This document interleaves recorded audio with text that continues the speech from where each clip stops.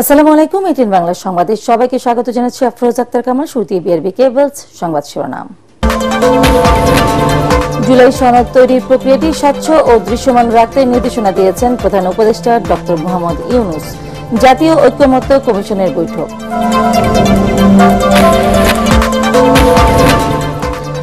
গোপালগঞ্জে অনির্দিষ্টকালের জন্য কারফিউ। আত্মরক্ষায় বল প্রয়োগে বাধ্য হয় সেনাবাহিনী। হামলাকারী সবাইকে আটকের আশ্বাস স্বরাষ্ট্র উপদেষ্টার।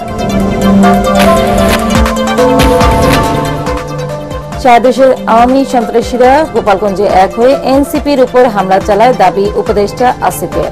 ব্যবস্থা নিতে আলটিমেটাম নাহিদের।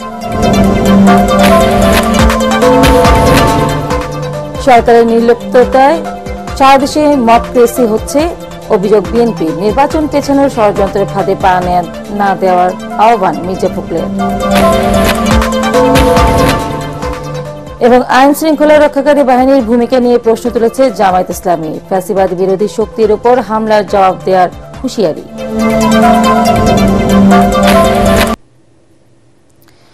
শুনছিলেন বিআরবি কেবলস সংবাদ শিরোনাম। এবার বিস্তারিত। জুলাই সনদ তৈরির প্রক্রিয়াটি স্বচ্ছ ও দৃশ্যমান রাখতে নির্দেশনা দিয়েছেন প্রধান উপদেষ্টা প্রফেসর মোহাম্মদ ইউনূস। রাষ্ট্রীয় অতিথি ভবন যমুনায় জাতীয় ঐকমত্য কমিশনের এক বৈঠকে এই নির্দেশনা দেন তিনি। এ সময় ঐকমত্য কমিশনের সদস্যদের তাদের অনন্য ভূমিকা ও প্রচেষ্টার জন্য শুভেচ্ছা জানিয়েছেন প্রধান উপদেষ্টা। বৈঠকে উপস্থিত ছিলেন জাতীয় ঐকমত্য কমিশনের সহসভাপতি অধ্যাপক আলী রিয়াজ, সদস্য ডক্টর বদিউল আলম মজুমদার, ডক্টর ইফতেখারুজ্জামান, সফর রাজ হোসেন, বিচারপতি ইমদাদুল হক ও ডক্টর মোহাম্মদ আইয়ুব মিয়া। 22 ঘণ্টার কারফিউ শেষে গোপালগঞ্জে অনির্দিষ্টকালের জন্য কারফিউ ঘোষণা করেছে প্রশাসন। গোপালগঞ্জে সংঘটিত রাজনৈতিক সহিংসতার প্রেক্ষাপটে আত্মরক্ষায় সেনাবাহিনী বল প্রয়োগে বাধ্য হয়েছিল বলে জানিয়েছে আন্তঃবাহিনীর জনসংযোগ পরিদপ্তর আইএসপিআর। এদিকে বুধবার কারফিউ ঘোষণার পর থেকেই শহরের পরিস্থিতি এখনো থমথমে। এ পর্যন্ত 20 জনকে আটক করেছে পুলিশ। ঢাকা বিভাগীয় কমিশনার জানিয়েছেন, গোপালগঞ্জে এনসিপির পদযাত্রা ঘিরে হামলার বিষয়ে তাদের কাছে কোনো গোয়েন্দা তথ্য ছিল না। গোপালগঞ্জ প্রতিনিধি হাসান মাহমুদের পাঠানো তথ্য ও ছবি নিয়ে বিস্তারিত জানাচ্ছেন আশিকুর রহমান। বুধবার এনসিপির সমাবেশকে ঘিরে নিষিদ্ধ আওয়ামী লীগ ও ছাত্রলীগের দফায় দফায় হামলা, সংঘর্ষ এবং অগ্নিসংযোগ রণক্ষেত্রে পরিণত হওয়া গোটা জেলা এদিন একেবারেই শান্ত, তবে পরিস্থিতি থমথমে। বুধবারের রক্তাক্ত সংঘর্ষের মুখে আইন শৃঙ্খলা পরিস্থিতি নিয়ন্ত্রণে জারি করা হয় কারফিউ। প্রথম দফায় বৃহস্পতিবার সন্ধ্যা 6টা থেকে কারফিউ জারি করা হলেও আবার নতুন করে পরবর্তী ঘোষণা না দেওয়া পর্যন্ত তা বহাল থাকবে বলে জানিয়েছে প্রশাসন। যে পরিস্থিতিটির উদ্ভব হয়েছিল এটি সম্পূর্ণ এখন আমাদের নিয়ন্ত্রণে আছে এবং সার্বিকভাবে যাতে আর পরিস্থিতির অবনতি না ঘটে এই জন্য আমরা যে কারফিউটা ছিল সেটা আমরা কন্টিনিউ করার সিদ্ধান্ত নেওয়া হয়েছে এবং আগামীকালকে দুপুর 12টা পর্যন্ত সেই কারফিউ বলবৎ থাকবে এবং 2 ঘন্টা বিরতি দিয়ে আবার সেটা পুনরাদেশ না দেওয়া পর্যন্ত সেটা চলমান থাকবে। আগামীকালকে হয়তো পরিস্থিতি আবার পর্যালোচনা করে যদি পরিস্থিতির উন্নতি লক্ষ্য করা যায় তখন হয়তো পরবর্তী সিদ্ধান্ত নেওয়া হবে। গোপালগঞ্জে সংঘটিত রাজনৈতিক সহিংসতার প্রেক্ষাপটে আত্মরক্ষার জন্য সেনাবাহিনী বল প্রয়োগে বাধ্য হয়েছে বলে জানিয়েছে আন্তঃবাহিনী জনসংযোগ পরিদপ্তর আইএসপিআর। এক সংবাদ বিজ্ঞপ্তিতে এ তথ্য জানায় সংস্থাটি। জনগণকে গুজব ও অপপ্রচারে বিভ্রান্ত না হয়ে ধৈর্য ধারণ এবং আইন শৃঙ্খলা রক্ষাকারী বাহিনীকে সহযোগিতার আহ্বান জানিয়েছে আইএসপিআর। এদিকে কারফিউ ঘোষণার পর থেকেই গোপালগঞ্জের মূল সড়ক একেবারেই শান্ত। কেবলমাত্র চলাচল করছে কারফিউয়ের আওতার বাইরে থাকা যানবাহন ও জরুরি সেবার গাড়ি। রাস্তায় ও মোড়ে মোড়ে টহল দিচ্ছেন র্যাব, পুলিশ, সেনাসহ আইন শৃঙ্খলা বাহিনীর সদস্যরা। অতিরিক্ত কারা মহাপরিদর্শক জানিয়েছেন, গোপালগঞ্জ জেলা কারাগারে হামলাকারীদের শক্তভাবে প্রতিহত করেছে কারারক্ষীরা। সিসিটিভি ফুটেজ দেখে হামলাকারীদের শনাক্ত করে বিচারের আওতায় আনা হবে বলেও জানান তিনি। গতকালকে যেটা ছিল আমাদের কারারক্ষীরা যথেষ্ট সাহসিকতার সঙ্গে কাজ করেছেন, যার ফলে আমাদের মেইন যে ডিউটি অর্থাৎ প্রধান যে ডিউটি সেটা হচ্ছে আমাদের কারার ভেতরের যারা কনভিক্টেড আছেন, যারা হাজতে আছেন তাদেরকে সঠিকভাবে নিরাপদে রাখা এবং তাদেরকে সঠিকভাবে তালাবদ্ধ করে রাখা। এর আগে সকালে পৌরসভার কর্মীরা সড়কে পড়ে থাকা ইটপাটকেল, রাস্তায় পড়ে থাকা তরুণের বাস ও পোড়া ময়লা আবর্জনা অপসারণ করে। এদিন নতুন করে অপ্রীতিকর ঘটনা না ঘটলেও এখনো জনমনে আতঙ্ক বিরাজ করছে। পৌরসভার লোক কাজ করতেছে, গাছগাছালি ইটফাট খেয়াল অনেক কিছু এগুলো পরিষ্কার করবা লাগছে, তা দুইটার ভিতরে পরিষ্কার হয়ে যাবে আল্লাহর রহমতে। পরিস্থিতি ভালোই আছে, কোনো লোকজন নাই, কিন্তু রিক্সা অটো এরাই আছে। নেতাবৃন্দ এখানে আসলে এইভাবে উত্তেজনামূলক কথাবার্তা না বললেও পারত, হয়তো তারা উত্তেজনামূলক কথাবার্তা না বললে এই ধরনের পরিস্থিতি আমাদের ফেস করতে হইতো না। গোপালগঞ্জ সদর থানা পুলিশ জানিয়েছে, বুধবারের হামলা ও সংঘর্ষের ঘটনায় এ পর্যন্ত 20 জনকে আটক করা হয়েছে। বাকিদের ধরতে পুলিশের সাঁড়াশি অভিযান চলছে। Bureau report, ATN Bangla. সারা দেশের আওয়ামী সন্ত্রাসীরা গোপালগঞ্জে গিয়ে এক হয়ে এনসিপি নেতাকর্মীদের উপর হামলা চালায় বলে জানিয়েছেন স্থানীয় সরকার উপদেষ্টা আসিফ মাহমুদ সজীব ভুঁইয়া। পরিস্থিতি নিয়ন্ত্রণে আইনশৃঙ্খলা বাহিনী দায়িত্বশীল ভূমিকা পালন করেছে বলে জানান তিনি। ঘটনার দিন গোপালগঞ্জে ইন্টারনেট সেবা বন্ধ করা হয়নি দাবি করে প্রধান উপদেষ্টার আইসিটি বিষয়ক উপদেষ্টা ফয়েজ আহমেদ তৈয়ব বলেন, নিষিদ্ধ আওয়ামী লীগ ও ছাত্রলীগের সামাজিক যোগাযোগ মাধ্যমের পেজগুলো সরাতে সংশ্লিষ্টদের অনুরোধ করেছে সরকার। ইমদাদুল্লাহ বাবু রিপোর্ট।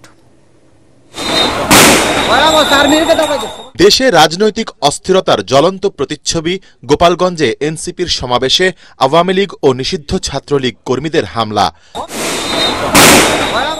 পরিস্থিতি এতটাই ভয়াবহ রূপ নেয় যে জেলায় কারফিউ জারি করতে বাধ্য হয় প্রশাসন। ফেব্রুয়ারিতে জাতীয় নির্বাচনকে সামনে রেখে এমন ঘটনায় এরই মধ্যে দেশবাসীর মনে তৈরি হয়েছে উদ্বেগ, উৎকণ্ঠা। রাজধানীতে এক অনুষ্ঠান শেষে স্থানীয় সরকার উপদেষ্টা বলেন, ওই হামলায় আওয়ামী সন্ত্রাসীরা সরাসরি জড়িত। আমরা লক্ষ্য করেছি যে সারা দেশ থেকে বিভিন্ন সন্ত্রাসীরা সেখানে গিয়ে আশ্রয় নিয়েছে এবং গতকালকে একটা নেক্কারজনক ঘটনা সেখানে ঘটেছে। এটা আমরা কখনোই প্রত্যাশা করি না। আমরা চাই যে শান্তিপূর্ণভাবে, বাংলাদেশের মানুষ শান্তিপ্রিয়, শান্তিপূর্ণভাবেই সবকিছু রাজনৈতিক কার্যক্রম চলবে, এটাই আমরা প্রত্যাশা করি। আইনশৃঙ্খলা রক্ষাকারী বাহিনী তো আমার মতে, আমি যতটুকু দেখেছি, ভালো ভূমিকা পালন করেছে এবং তারা সফলভাবে সেখান থেকে প্রত্যেককে ইভাকুয়েট করতে পেরেছে এবং আশা করছি আমাদের স্বরাষ্ট্র মন্ত্রণালয়ের লিডারশিপে যারা এই ঘটনাগুলো ঘটিয়েছে, অস্ত্রশস্ত্র সহ হামলা করেছে, তারা গ্রেফতার হবে। এ সময় প্রধান উপদেষ্টার আইসিটি বিষয়ক উপদেষ্টা জানান, আওয়ামী লীগ ও ছাত্রলীগের বিভিন্ন পেজ থেকে গোপালগঞ্জে ইন্টারনেট বন্ধের গুজব ছড়ানো হয়েছিল। আমরা দেখাতে পারি কোনো ধরনের ইন্টারনেট বন্ধ কিংবা বিঘ্নের ঘটনা ঘটেনি। আমাদের সরকারের নীতিগত সিদ্ধান্ত হচ্ছে যে কোনো পরিস্থিতিতে আমরা ইন্টারনেট শাটডাউন করব না এবং ইন্টারনেট শাটডাউন আমাদের জুলাই স্পিরিটের বিরুদ্ধে যায়। আমরা নতুন আইন সংশোধনের কাজ করছি, সেখানে আমরা ইন্টারনেট যাতে বন্ধ না করা যায় তার সব ধরনের ব্যবস্থা রাখবো। বাংলাদেশের প্রজ্ঞাপন যেটা বলা হয়েছে যে এরা সন্ত্রাসী সংগঠন এবং এদের পেজগুলোকে টেক ডাউন করার ব্যাপারে জানানো হয়েছে, কিন্তু আমরা তাদের মতামতের রেসপন্সের অপেক্ষা করছি। এর আগে তরুণ উদ্যোক্তা, বিনিয়োগ নীতি ও পরিবেশ ব্যবস্থা শীর্ষক জাতীয় কর্মশালায় যুব ও ক্রীড়া উপদেষ্টা আসিফ মাহমুদ সজীব ভুঁইয়া জানান, নতুন উদ্যোক্তাদের জন্য যুব উন্নয়ন অধিদপ্তরের 2 লাখ টাকার ঋণের পরিমাণ বাড়িয়ে 5 লাখ টাকা করা হচ্ছে। ইমদাদুল্লাহ বাবু, এটিএন বাংলা, ঢাকা। অবিলম্বে হামলাকারী সন্ত্রাসীদের বিরুদ্ধে ব্যবস্থা না নিলে আবারও গোপালগঞ্জে মার্চ করবে এনসিপি। জুলাই পদযাত্রায় ফরিদপুরের পথসভায় জাতীয় নাগরিক পার্টি এনসিপির আহ্বায়ক নাহিদ ইসলাম এমন হুঁশিয়ারি দিয়ে বলেন, ফ্যাসিস্টরা গোপালগঞ্জকে তাদের আশ্রয়কেন্দ্র হিসেবে গড়ে তুলেছে। এই জেলার সাধারণ মানুষকে মুজিববাদ থেকে মুক্ত করার ঘোষণা দেন তিনি। পরে রাজবাড়ীতে পদযাত্রা করেন এনসিপি নেতাকর্মীরা। ফরিদপুর ও রাজবাড়ী প্রতিনিধির পাঠানো তথ্য ছবিতে আলোচনা আছেন মাজারুল হক মুহাজির। জুলাই পদযাত্রায় জাতীয় নাগরিক পার্টি এনসিপির যাত্রা ফরিদপুর। আগের দিন গোপালগঞ্জে আওয়ামী লীগ নেতাকর্মী সমর্থকদের দফায় দফায় হামলা সংঘর্ষের পর ফরিদপুর জুড়েও ছিল কড়া নিরাপত্তা। মোড়ে মোড়ে পুলিশ ছাড়াও ছিল র্যাব, কোস্টগার্ড, আনসার সদস্যরা। টহল দেন সেনাবাহিনীর সদস্যরাও। গোপালগঞ্জকে আওয়ামী লীগ মুক্ত করার তাগিদ দিয়ে দলটির নেতারা ফরিদপুরের পথসভায় বলেন, এই দেশে মুজিববাদী কোনো রাজনীতির জায়গা হবে না। পরে দলের আহ্বায়ক নাহিদ ইসলাম হুঁশিয়ারি দিয়ে বলেন, রিফাইন্ড আওয়ামী লীগের নতুন ভার্সন গোপালগঞ্জে দেখেছে সবাই, যা আর চলতে দেয়া হবে না।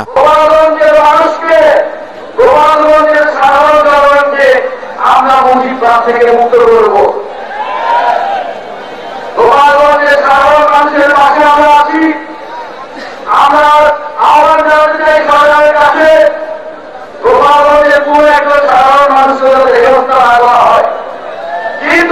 ফ্যাসিস্ট সন্ত্রাসী প্রত্যেককে ধরে ধরে চেষ্টা করতে হবে। পরে রাজবাড়ির উদ্দেশ্যে পদযাত্রা করে এনসিপির নেতাকর্মীরা। সেখানে আগে থেকেই গোপালগঞ্জের হামলার প্রতিবাদে বিক্ষোভ ও অবরোধ করে তারা। দাবি জানানো হয় হামলাকারীদের দ্রুত গ্রেফতার ও বিচারের। মাসহারুল হক মুহাজির, এটিএন বাংলা। ফেব্রুয়ারিতে জাতীয় নির্বাচনের সময়সীমা নির্ধারণের পর থেকে গোলমাল শুরু হয়েছে বলে মন্তব্য করেছেন বিএনপি মহাসচিব মির্জা ফখরুল ইসলাম আলমগীর। তবে নির্বাচন পেছানোর কারো ফাঁদে পা না দেবার আহ্বান জানিয়েছেন তিনি। জুলাই অভ্যুত্থানে শহীদ ছাত্রদের স্মরণে ঢাকা বিশ্ববিদ্যালয়ের টিএসসি মিলনায়তনে ছাত্রদল আয়োজিত স্মরণ সভায় মির্জা ফখরুল এসব কথা বলেন। তিনি জানান, দেশ ফ্যাসিস্ট মুক্ত হলেও ষড়যন্ত্র থেমে নেই। নতুন করে বাংলাদেশ বিনির্মাণের যে সুযোগ সৃষ্টি হয়েছে তা চূড়ান্ত পর্যায়ে নিতে দলের নেতাকর্মীদের ধৈর্য ধরার পরামর্শ দেন বিএনপি মহাসচিব। যেই আপনার ফেব্রুয়ারিতে নির্বাচনের কথা ঠিক হলো লন্ডনে বসে, তারপর থেকেই গোলমালটা শুরু হয়েছে। অর্থাৎ নির্বাচন হতে দেওয়া যাবে না। এই দেশের মানুষ তারা বরাবরই সংগ্রাম করেছে, লড়াই করেছে, তাদের যেটা দাবি সে দাবিকে আদায় করে নিয়েছে। এবং এই নির্বাচনও অবশ্যই দেখবেন ঘোষিত সময়, সেই সময়ের মধ্যে নিশ্চয়ই আপনার অনুষ্ঠিত হবে। আমরা চাচ্ছি যে বাংলাদেশে একটা গণতান্ত্রিক কাঠামো তৈরি হোক। সরকারের নির্লিপ্ততার কারণে সারা দেশে মব ক্রেসি হচ্ছে বলে মন্তব্য করেছেন বিএনপির স্থায়ী কমিটির সদস্য সালাউদ্দিন আহমেদ। দলের আরেক নেতা আমির খসরু মাহমুদ চৌধুরী বলেছেন, জনগণের ম্যান্ডেট ছাড়া কোনো পরিবর্তনই টেকসই হবে না। আরেক অনুষ্ঠানে বিএনপির সিনিয়র যুগ্ম মহাসচিব রুহুল কবির রিজভী অভিযোগ করেছেন, আসন্ন জাতীয় নির্বাচন পিছিয়ে দেওয়ার কৌশল হিসেবে মিটফোর্টে ব্যবসায়ী সোহাগ হত্যার দায় বিএনপি ও তারেক রহমানের উপর চাপানো হচ্ছে। বিস্তারিত কামরুজ্জামান রাজবের রিপোর্টে।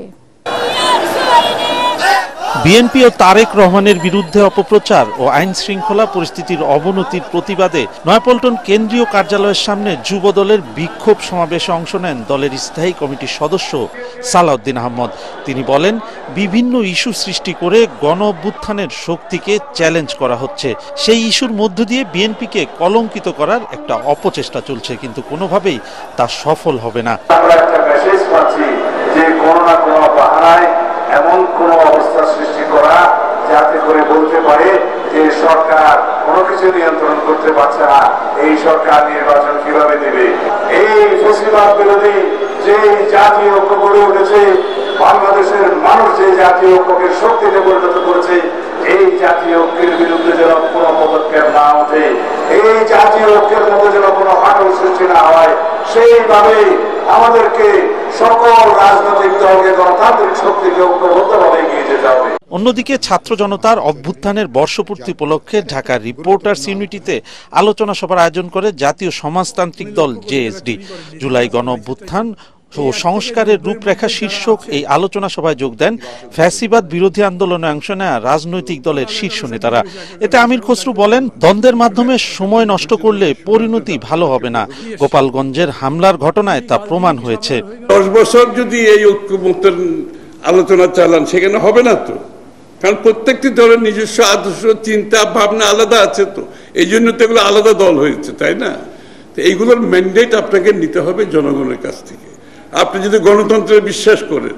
এদিকে কৃষক দলের বিক্ষোভ সমাবেশে রুহুল কবির রিজভী বলেন, নিপীড়ন নির্যাতনের প্রতীক তারেক রহমান, তাকে নিয়ে অপপ্রচার চালিয়ে লাভ হবে না। ভোট কেন পিছাবে, এটা তো আজকে গোটা জাতির প্রশ্ন। সত্যি আমার মনে হয় কেউ চাচ্ছেন না, তারপরেই সারা দেশে শুরু হলো সংঘাত, রক্তাক্ত পরিস্থিতি। কেন এটা করি? কে এর জন্য দায়ী? মিটফোর্টে যে ঘটনা হয়েছে, সেই ঘটনা কি বিএনপি সেটাকে আশকারা দিয়েছে? রিজভী বলেন, বিএনপি সবসময় মব কালচারের বিরুদ্ধে। কামরুজ্জামান রাজীব, এটিএন বাংলা, ঢাকা। আইন শৃঙ্খলা রক্ষাকারী বাহিনীর বর্তমানে ভূমিকা নিয়ে প্রশ্ন তুলেছেন জামায়াতে ইসলামীর সেক্রেটারি জেনারেল মিয়া গোলাম পরোয়ার।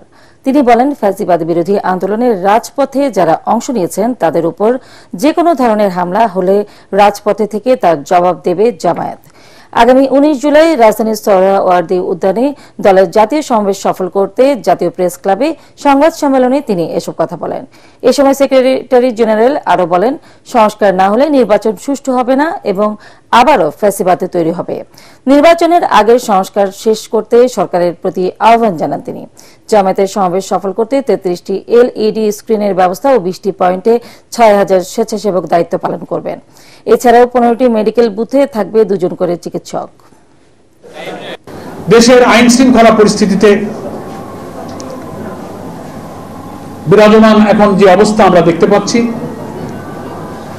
জানমাল, রাজনৈতিক দল মত নির্বিশেষে সকলে এটা অনুভব করছেন যে আমাদের আইন শৃঙ্খলা পরিস্থিতি রক্ষায় যারা নিয়োজিত বাহিনী, বিভিন্ন এজেন্সি, তারা যথার্থ ভূমিকা পালনে ব্যর্থ হয়ে যাচ্ছেন। নিষ্ঠুরভাবে মানুষ হত্যা করা হচ্ছে,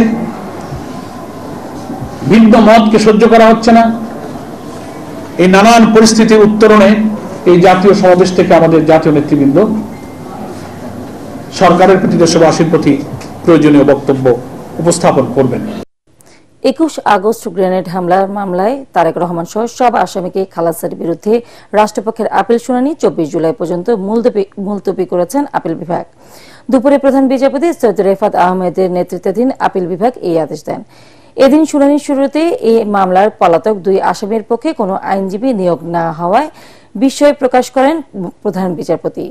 পরে পলাতক মোহাম্মদ হানিফ ও মাওলানা তাজউদ্দিনের পক্ষে স্টেট ডিফেন্স আইনজীবী হিসেবে নিয়োগ দেওয়া হয় আইনজীবী SM শাহজাহানকে। এরপর রাষ্ট্রপক্ষের আইনজীবী তাদের যুক্তি উপস্থাপন শুরু করেন। 2004 সালের 21 আগস্ট আওয়ামী লীগের সমাবেশে গ্রেনেড হামলার ঘটনায় করা পৃথক মামলায় বিচারিক আদালতের দেওয়া সাজার রায় বাতিল করে গত বছর 1 ডিসেম্বর এই রায় দেন হাইকোর্ট। এই রায়ের ফলে তারেক রহমান, লুৎফুজ্জামান বাবর সহ গ্রেনেড হামলা মামলার আসামিরা খালাস পান। স্টেট ডিফেন্স আইনজীবী SM শাহজাহান বলেন, মুফতি হান্নান সহ যারা স্বীকারোক্তি দিয়েছেন সেগুলো আবারও দেখবে আপিল বিভাগ।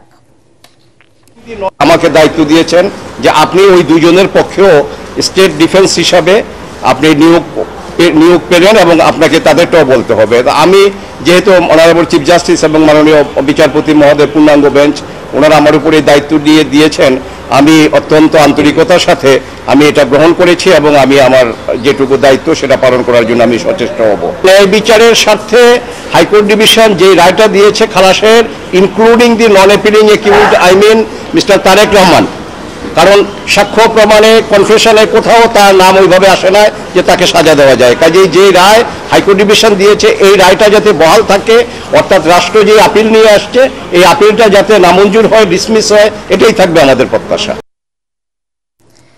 এবার আন্তর্জাতিক সংবাদ।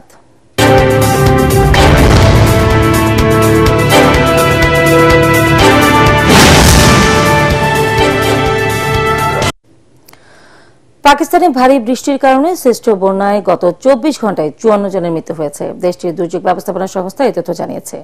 বুধবার সকাল থেকে পাঞ্জাবের বিভিন্ন স্থানে টানা মুষলধারে বৃষ্টি হচ্ছে।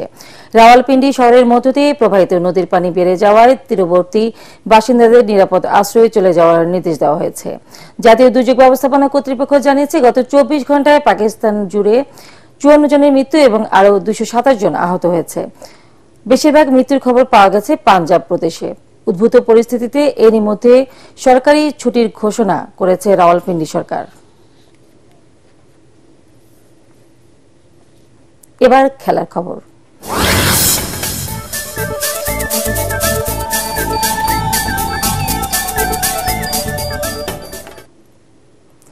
সাফ অনূর্ধ্ব 20 নারী ফুটবল টুর্নামেন্টের নিজেদের চতুর্থ ম্যাচে ভুটানকে 3-0 গোলে হারিয়েছে বাংলাদেশ। টানা 4 ম্যাচ জিতে বাংলাদেশ 12 পয়েন্ট নিয়ে টেবিলের শীর্ষে। সমান ম্যাচে নেপাল 9 পয়েন্ট নিয়ে দ্বিতীয় স্থানে। বসুন্ধরা কিংস এরেনায় স্বাগতিকরা ম্যাচের প্রথমার্ধে 1-0 গোলে এগিয়ে ছিল। আক্রমণ ও বল পজিশনে বাংলাদেশই আধিপত্য ধরে রাখে। দ্বিতীয়ার্ধে ভুটান সমতা আনার চেষ্টা করে সর্বাত্মক, কিন্তু সফল হয়নি। পিটার বাটলারের শিশুরা পেনাল্টি পেয়েও তা থেকে গোল আদায় করতে পারেননি। তবে পরে আরও 2টি গোল পাওয়ায় ম্যাচ জয়ে কোনো সমস্যা হয়নি। শেষ করার আগে বিআরবি কেপিএলস সংবাদ শিরোনাম আরো একবার। জুলাই সনদ তৈরির প্রক্রিয়াটি স্বচ্ছ ও দৃশ্যমান রাখতে নির্দেশনা দিয়েছেন প্রধান উপদেষ্টা ডক্টর মোহাম্মদ ইউনূস। জাতীয় ঐকমত্য কমিশনের বৈঠক। গোপালগঞ্জে অনির্দিষ্টকালের জন্য কারফিউ আত্মরক্ষায় বল প্রয়োগে বাধ্য হয় সেনাবাহিনী। হামলাকারী সবাইকে আটকের আশ্বাস স্বরাষ্ট্র উপদেষ্টা।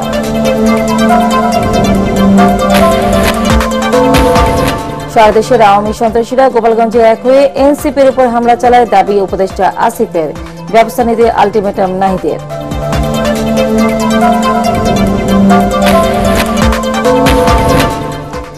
সরকারের নির্লিপ্ততায় সারা দেশে মব কেসে হচ্ছে অভিযোগ বিএনপির। নির্বাচন পেছানোর ষড়যন্ত্রের ফাঁদে পা না দেওয়ার আহ্বান মির্জা ফখরুলের। এবং আইন শৃঙ্খলা রক্ষাকারী বাহিনীর ভূমিকা নিয়ে প্রশ্ন তুলেছে জামায়াত ইসলামী।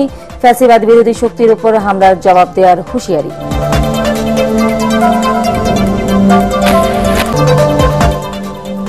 পরবর্তী সংবাদ দেখার আমন্ত্রণ জানিয়ে এখনকার মতো শেষ করছি। এটিএন বাংলা সংবাদ ইউটিউবে দেখতে ব্রাউজ করুন youtube/ATN বাংলা নিউজ। ধন্যবাদ।